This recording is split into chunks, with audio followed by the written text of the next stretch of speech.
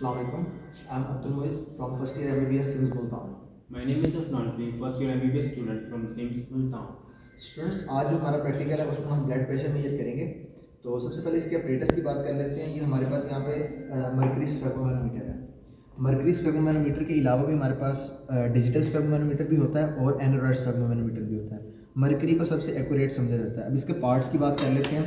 सबसे पहले ये हमारे पास कफ है, इसे हम रिवारोकी कफ कहते हैं। ये कफ मुख्तलिफ साइज़ में आता है।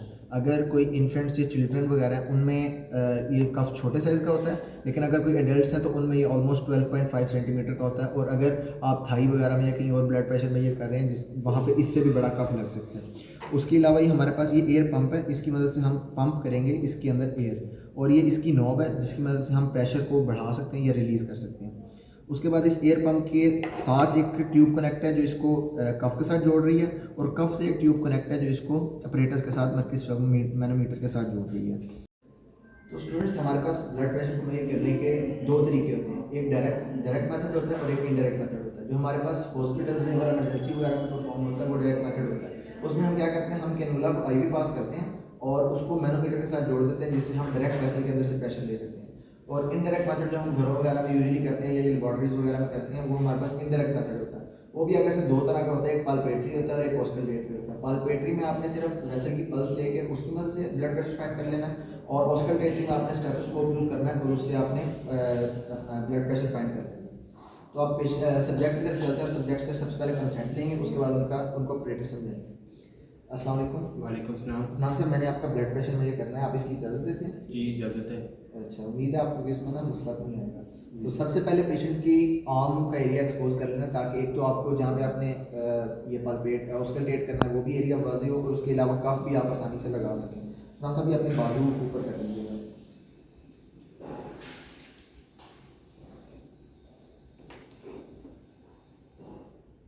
उसके बाद आपने जो कफ लगाना है, कफ आपने लगाना है ऑलमोस्ट 1 सेंटीमीटर हो जाए आपका जो क्यूबिटल फोसा है उससे ऊपर। कफ लगाने का तरीका ये है कि कफ आपने ये एक तो कर दिया, ये ऊपर कर दिया, इससे क्यूबिटल फोसा से 1 से 2 सेंटीमीटर ऊपर कर दिया। और उसके अलावा ये जो ट्यूब्स हैं, ये ट्यूब्स आपकी आर्म से मीडियली आ रही हैं, ठीक है।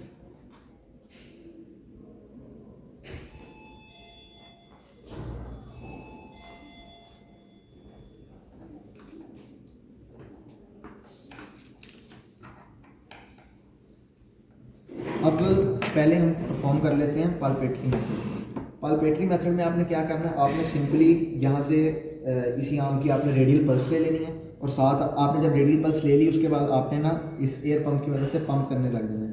तो आपने प्रेशर को मेजर कर लेना है। जब आपको रेडियल पल्स आनी एब्सेंट हो जाए, जहाँ जिस प्रेशर पे एब्सेंट हो जाए रेडियल पल्स, उस प्रेशर के से आपने 40 मिलीमीटर ऑफ मर्करी अबव चले जाना है, और वहाँ से फिर आपने मतलब जहाँ पे एब्सेंट हो गई है वो आपका सिस्टोलिक ब्लड प्रेशर होगा। और जब आप इसको रिलीज़ कर रहे होंगे प्रेशर को, तो उसी प्रेशर पे आपको दोबारा रेडियल पल्स फील होने लग जाएगी।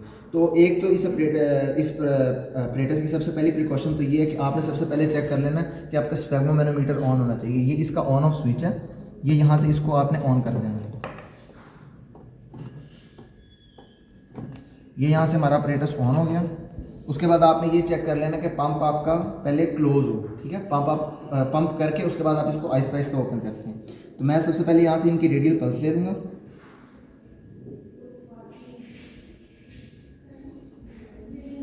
उसके बाद ही मैं पंप करने लग जाऊँगा।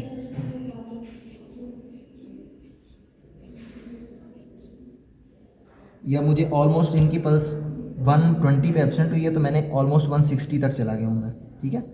तो एक तो आपको पहले पता चल गया जहाँ पे पल्स एब्सेंट हुई है वो आपका सिस्टोलिक है। फिर आप इसको आहिस्ता आहिस्ता रिलीज़ करेंगे तो आप फाइंड करेंगे कि आपको 120 पे ही दोबारा फील होने लग जाएगी। अब ये 120 का नॉर्मल आ रहा है, किसी पेशेंट पे होगा तो वो डिफरेंट हो सकता है। तो ये आप पाल्पेटरी मेथड से इनका सिस्टोलिक ब्लड प्रेशर मेजर कर सकते हैं। पाल्पेटरी मेथड से कभी भी डायस्टोलिक ब्लड प्रेशर फाइंड नहीं होता। तो अब जब डायस्टोलिक फाइंड ही नहीं होता तो हम पाल्पेटरी मेथड करते ही क्यों हैं? पाल्पेटरी मेथड हम इसलिए करते हैं क्योंकि ऑस्कल्टेटरी मेथड में एक ऑस्कल्टेशन गैप आ जाता है। जब जो पेशेंट ओबीज होता है या कोई थोड़ा फैटी होता है तो उसके अंदर जब अंडर 200 मिलीमीटर मर्करी आता है तो उसके अंदर एक 20 से 30 मिलीमीटर ऑफ मर्करी का एक गैप आ जाता है जिसमें कोई साउंड नहीं आ रही होती। और उसके बाद दोबारा उससे नीचे आके दोबारा साउंड आने लग जाती है, तो एक ऑस्कल्टेशन गैप आ जाता है। उस ऑस्कल्टेशन गैप से बचने के लिए हम पल्पेटरी मेथड यूज़ करते हैं। तो ये हमारा पल्पेटरी मेथड हो गया। इससे हमने फाइंड किया कि हमारा systolic blood pressure 120 millimetre of mercury आया।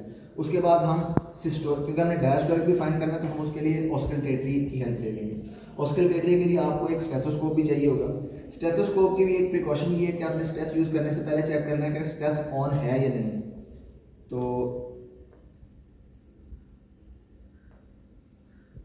हर स्टेथ एक मतलब इस तरह ऑन ऑफ हो सकती है, आप इसको टैप करके चेक कर सकते हैं। अगर आपको साउंड आ रही है तो वो ऑन है, अदरवाइज इट इज़ ऑफ। जब आपने स्टेथ लेनी है तो स्टेथ आपने कहाँ पे रखनी है, आपने इनकी ब्रेकियल आर्टरी पे रखनी है, जो कि मीडियल टू होगी आपके बाइसेप के टेंडन के। प्यूपिटल फोसा के कंटेंट्स आप देख सकते हैं। तो ये मैंने इनके थोड़ा से मीडियली रख दी है ब्रेकियल आर्टरी के ऊपर। अब दोबारा वही प्रोसीजर परफॉर्म करेंगे कि हमारे पास यहाँ पे सिस्टोलिक ब्लड प्रेशर आ गया था 120, तो हम सिस्टोलिक से 40 मिलीमीटर ऑफ मर्करी अबव जाएंगे। ठीक है,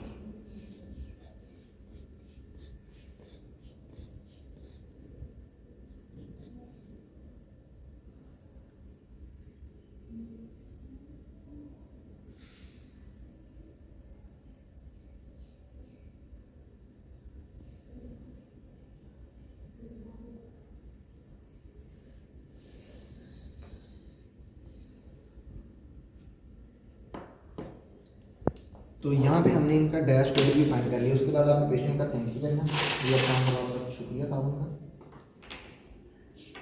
उसके बाद अपरेटस आपने बंद भी कर देना।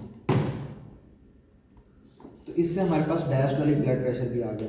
अब एक चीज़ जो ये थी कि हमें क्या मिल गया ऑस्कल्टेटरी मेथड में। तो ऑस्कल्टेटरी मेथड में जब आप सिस्टोलिक ब्लड प्रेशर तक गए, तो उसके बाद आपने 40 ऊपर किया, उसे 40 मिलीमीटर ऑफ मर्करी ऊपर पंप किया। जब आप प्रेशर रिलीज़ कर रहे होंगे तो जो आपका सिस्टोलिक ब्लड प्रेशर होगा वहाँ पे आपको एक साउंड आनी शुरू हो जाएगी। वो साउंड, पहली बात तो ये कि साउंड का नाम क्या है, वो साउंड को हम कॉर्टिक ऑफ साउंड्स कहते हैं। और वो साउंड आ क्यों रही है, जब आपने आर्टरी को ओक्लूड की हुई है, आर्टरी के ऊपर आपने प्रेशर दिया हुआ है, तो आर्टरी के अंदर से ब्लड फ्लो नहीं कर रहा। जब आप आहिस्ता आहिस्ता प्रेशर रिलीज़ करते हैं तो वो आर्टरी से एकदम ब्लड निकलता है, और जब ब्लड की वेलोसिटी, आपको पता है जब वेलोसिटी ज़्यादा होती है तो ब्लड टर्बुलेंट फ्लो की तरफ जाता है। तो उस टर्बुलेंट फ्लो की वजह से वो साउंड प्रोड्यूस होती है। आपके सिस्टोलिक ब्लड प्रेशर के ऊपर वो टर्बुलेंट साउंड आपको आनी शुरू होगी, जो कॉर्टिक ऑफ साउंड है। और उसके बाद जब डायस्टोलिक आ जाएगा, यानी कि जब आर्टरी मतलब उसके अंदर प्रॉपर ब्लड फ्लो आ जाएगा, तो वो साउंड आनी बंद हो जाएगी, वहाँ पे आपका डायस्टोलिक आ जाएगा। अब यहाँ पे मैंने जो इनका फाइंड किया है वो 120/80 है, यानी कि 80 पे 120 पे इनकी साउंड आनी शुरू हुई और 80 पे इनकी साउंड खत्म हो गई, वो इनका डायस्टोलिक था। तो ऐसे आप जब इसकी इंटरप्रिटेशन देंगे तो आप उसको यही कहेंगे कि ब्लड प्रेशर डायस्टोलिक सिस्टोलिक 120 था और डायस्टोलिक को 80 मिलीमीटर ऑफ मर्करी। अच्छा स्टूडेंट्स, जो हमारे पास वैल्यूज़ आई हैं सिस्टोलिक और डायस्टोलिक ब्लड प्रेशर की, उनसे हम फर्दर कुछ इंटरप्रिटेशंस कर सकते हैं। जैसे कि एक चीज़ होती है pulse pressure. Pulse pressure difference होता है सिस्टोलिक और डायस्टोलिक प्रेशर का। ठीक है, ये आप यहाँ पे दे सकते हैं, ये फार्मूला लिखा हुआ पल्स प्रेशर का, systolic blood pressure minus diastolic pressure. अब सिस्टोलिक हमारे पास आया था 120 और डायस्टोलिक आया था हमारे पास 80, तो ये पल्स प्रेशर यहाँ पे आ जाएगा 40 मिलीमीटर ऑफ मर्करी। फिर एक और चीज़ होती है mean arterial pressure. Mean arterial pressure क्या होता है, वो डायस्टोलिक ब्लड प्रेशर और 1/3 पल्स प्रेशर का सम होता है। यहाँ पे आप इसका फॉर्मूला देख सकते हैं, mean arterial pressure is equal to diastolic plus 1/3 pulse pressure. अब जो हमने फाइंडिंग्स ली थी पल्स प्रेशर की और डायस्टोलिक ब्लड प्रेशर की, उनसे हम ये इंटरप्रेट करते हैं। सबसे पहले तो ये देख लें, ये सिस्टोलिक ब्लड प्रेशर आया हुआ है, ये डायस्टोलिक आया हुआ है, और इनका डिफरेंस हमारे पास पल्स प्रेशर आ गया। ठीक है, और मीन आर्टीरियल प्रेशर भी उसी फार्मूले से हमने फाइंड किया, तो हमारे पास 93 आ गया। ये 100 तक भी नॉर्मल होता है। ठीक है, अब क्या यहाँ पे किए हुए हमने यहाँ पे कुछ मैनूवर्स करवाए हैं अपने सब्जेक्ट से कि उनका ब्लड प्रेशर पे क्या इफेक्ट आता है। रेस्ट पे उनका ब्लड प्रेशर जो था सिटिंग पे भी उतना ही था, लेकिन स्टैंडिंग पे उनका ब्लड प्रेशर थोड़ा सा फॉल कर गया। उसकी वजह ये है कि जब कोई पर्सन एकदम खड़ा होता है तो वो ब्लड थोड़ा ग्रेविटी की वजह से नीचे की तरफ पुल होता है, जिसकी वजह से थोड़ा सा ब्लड प्रेशर कम हो जाता है, इतना कोई इफेक्ट नहीं आता। और उसके बाद हमने उनसे एक्सरसाइजेज के बाद ब्लड प्रेशर लिया तो वो थोड़ा थोड़ा इंक्रीज़ हुआ है। एक्सरसाइज की वजह से आपका ब्लड प्रेशर इंक्रीज़ हो जाता है। और फर्दर कुछ फैक्टर्स होते हैं जो आपके ब्लड प्रेशर को इफ़ेक्ट करते हैं। उनमें हमारे पास ये आ जाता है कि एक तो एज मैटर करती है।